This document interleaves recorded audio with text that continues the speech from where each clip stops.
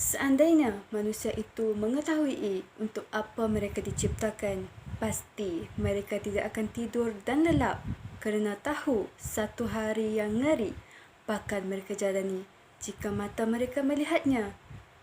Nescaya mereka akan dililit dengan leburnya dahaga, dibangkit dengan cecaan dan hinaan, dihidup dengan kemuliaan dan ketinggian. Mana satu? Pasti ia bukan pilihan, tetapi ialah sebuah janji kepastian. Bismillah. Assalamualaikum. Nama diberi Nur Syahidah binti Ahmad dari Fakulti Pengurusan Maklumat UiTM Kampus Puncak Perdana. Dalam video ini, saya akan mengulas sebuah buku yang bertajuk Semusim di Barzakh. Penulis buku ini ialah Hadi Fayad atau nama sebenarnya Abdul Hadi bin Hadi Muhammad. Beliau merupakan anak kelahiran negeri Pulau Pinang. Beliau telah menceburkan diri dalam dunia kepimpinan, motivasi dan juga terlibat secara langsung dalam program-program berbentuk sosial. Penerbit buku ini ialah Arcas Tijarah Trading. Buku ini dicetak untuk cetakan pertama pada Jun 2016. Dalam buku ini terdapat 299 muka surat dan mengandungi 21 bahagian. Apabila menyingkap mana-mana penulisan novel, elemen metafora akan digarap bersama sehingga menimbulkan pelbagai rasa di kalangan pembaca. Ia akan menyentuh suasana dan situasi penceritaan yang membawa bersama pembaca ke alam pembacaan. Rata-rata penulisan novel pasti memiliki elemen ini. Namun, berbeza sekali dengan cara sentuhan penulisan di dalam novel thriller Semusim di Barzakh. Semusim di Barzakh menggabungkan pelbagai dimensi penceritaan yang sangat menarik. Ia memecahkan sangkaan dan prediksi tentang apa yang pembaca cuba gambarkan dan akhirnya ia bukanlah seperti apa yang dijangkakan. Banyak babak dan plot yang menuntun jiwa mereka yang membacanya. Elemen cinta, khurafat, agama dan seram adalah pasak utama di dalam penulisan novel ini. Jalan cerita mengenai Semusim di Barzakh ini membawa kita untuk mengenali seorang lelaki yang bernama Fayad. Fayad adalah seorang anak muda yang dibesarkan di kota metropolitan Kuala Lumpur, namun telah melanjutkan pelajaran di sebuah universiti di Pantai Timur. Kehidupan di kota yang serba moden dan mewah menjadikan Fayad lalai dalam menunaikan tanggungjawabnya sebagai seorang Muslim. Dia menyembunyikan identitinya sebagai seorang yang kuat bersosial daripada rakan-rakannya. Bahkan, di sana dia juga meminati seorang gadis yang bernama Humaira. Humaira ini merupakan seorang gadis yang berwawakan alim, bijak dan budi pekerti. Fayad pandai berpura-pura untuk menutup kejahatan diri. Di universiti, Fayad dilihat sebagai seorang lelaki yang sangat baik. Dan demi menghormati imej Humaira, Fayad menghalang dirinya daripada berterus terang untuk meluahkan isi hati. Ketika zaman akhir tahun sebelum graduasi, Humaira diserang histeria di sebuah resort peranginan. Fayad ada di ketika itu dan cuba untuk membantu gadis malang tersebut. Kini, selepas beberapa tahun tamat pengajian, Fayad, lelaki berusia 25 tahun, telah menjadi seorang penulis yang terkenal. Nama yang sering disebut-sebut ditambah dengan rupa paras yang tampan dan berharta, Fayad semakin jauh dari pegangan agama.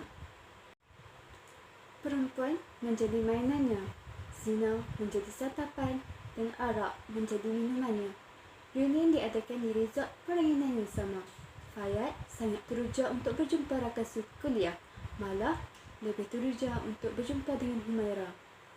Malang sekali, Fayad terkeduk tak kala diberitahu yang Humaira sudah meninggal dunia, mati kerana membunuh diri.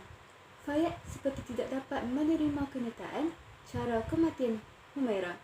Gadis alim, bertudung labuh, tidak pernah meninggalkan solat namun nekat untuk membunuh diri. Di mana silapnya?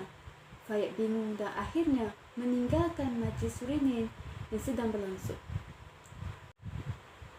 Fayad pulang ke hotel penginapan untuk berehat. Namun, ketika di bilik, Fayad diganggu lembaga yang menyeramkan.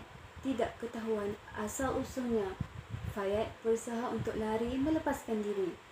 Dalam usaha untuk lari, Fayat terjatuh tangga dan mengakibatkan dirinya cedera. Dengan bersusah payah, Fayat masuk ke dalam kereta dan memecut terus ke Kuala Terengganu. Di dalam perjalanan, Fayat ditimpa kemalangan jalan raya dan tidak sedarkan diri. Tak kala tersedar, Fayat nampak yang keretanya sedang diangkut keluar dari sungai oleh sebuah jentera berat. Setelah itu, satu mayat dikeluarkan dari kereta tersebut. Fayat terkaku apabila melihat mayat itu adalah dirinya sendiri. Fayat sudah meninggal dunia. Hakikatnya sukar diterima.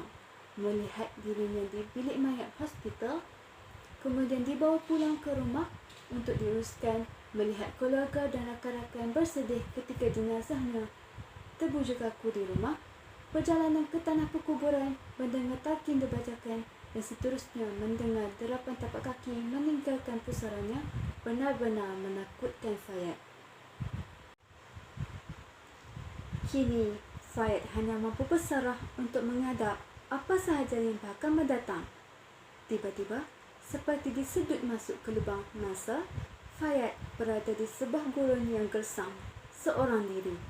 Gurun yang sejauh mata memandang, tiada petunjuk, tidak tahu ke mana harus dituju, dan tanpa diketahui, bermulalah penggembaraan Fayat di satu tempat yang asing, yang hanya Allah sahaja yang tahu rahsia di sebaliknya. Di pengembaraan ini, Fayat bertemu dengan seorang lelaki tua. Lelaki tua yang sangat baik dan berjanji untuk membantu Fayat seberapa daya yang boleh. Malangnya, lelaki tua itu terlalu tua dan lemah. Akhirnya, lelaki tua itu tewas kepada serangan ular gergasi. Dalam masa yang sama, Fayat dikejar oleh seorang wanita yang tidak berwajah dan seorang bayi yang kudung. Wanita dan bayi ini tidak putus asa untuk memburu Fayat. Fayat berlari dan terus berlari sehingga terjumpa dengan sekumpulan wanita yang disiksa. Siksa yang sangat tidak terperi, namun Fayat hanya mampu melihat sahaja.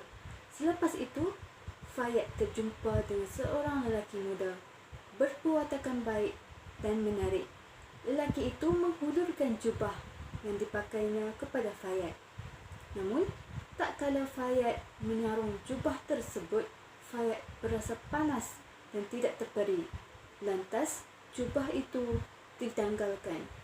Lelaki itu mengatakan mungkin hati Fayat belum cukup suci untuk menyarungkan jubah tersebut.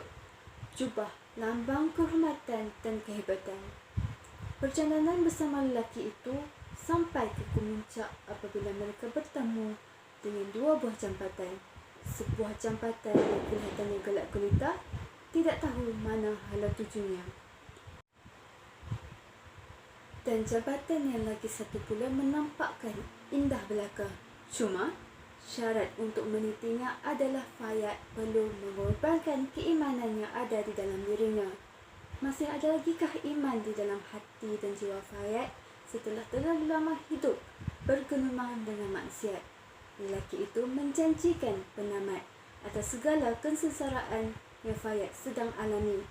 Adakah janjinya benar? Atau mungkin hanya ingin memperdayakan Fayat sahaja? Siapa sebenarnya lelaki itu? Masih jauhkah perjalanan Fayat? Adakah sudah tertutup pintu taubat buatnya? Atau mungkin memang ditakdirkan Fayat akan berada di daerah asing itu, dikejar, disiksa, sesara hingga ke hari pembalasan. Bagaimana tergamak untuk engkau kufur kepada Allah, padahal engkau dahulunya mati. Kemudian Allah menghidupkan engkau. Setelah itu Allah mematikan engkau. Kemudian Allah akan menghidupkan engkau pula di hari akhirat. Akhirnya engkau akan dikembalikan kepadanya untuk menerima balasan terhadap apa yang telah engkau kerjakan.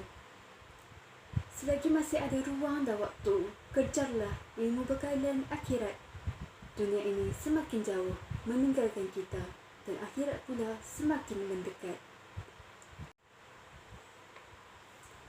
Perjalanan di alam barzakh ini hanyalah satu gambaran.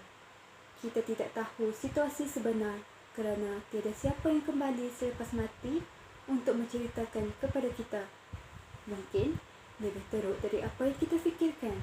Mungkin lebih teruk sehingga tak tercapai dengan penyusun manusia. Tahniah diucapkan kepada penulis buku ini iaitu Hadi Fayat kerana berjaya menghasilkan buku yang sangat hebat seperti ini. Moga beliau diberikan kesihatan yang baik untuk terus menghasilkan buku-buku yang sehebat ini dan boleh memberi pengajaran kepada pembaca. Kepada sesiapa yang belum membaca buku hebat ini, saya sangat cadangkan buku ini kepada anda kerana terlampau banyak pengajaran dan ibrah yang boleh kita teladani sebelum menghadap Yang Maha Esa. Maka, berakhirlah sudah ulasan saya untuk buku ini. Terima kasih kerana sudi menonton video ulasan ini. Dengan ini, saya sudahi dengan wabillahi taufiq wal hidayah. Assalamualaikum warahmatullahi taala wabarakatuh.